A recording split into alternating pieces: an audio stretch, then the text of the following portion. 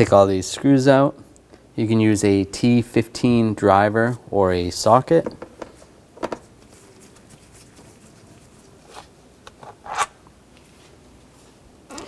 And I'll take the panel and just slide it out and disconnect this connector. I'm just going to use a straight blade screwdriver, pry up on the clip, just pry up underneath there, and disconnect the connector right here. Just push down on the tab and slide it out. There we go. There's just a little button right there. Take a 7mm socket, take these bolts out.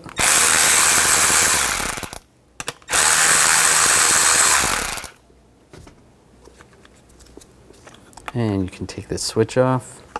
We can transfer that over to the new one and tighten these down.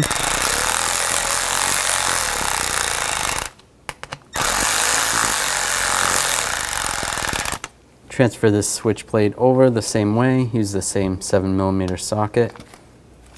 Take these bolts out.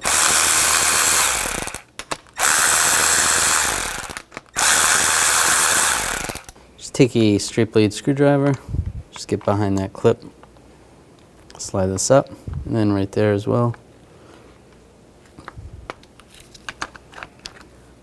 And install it the same way it came out.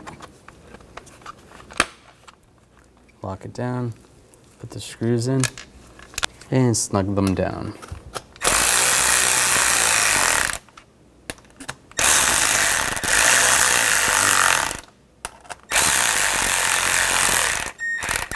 Not too tight, it is plastic.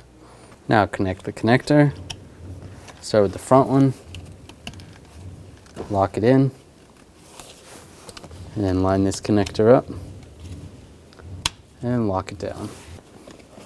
And line this up. Take the screws, get all the screws started.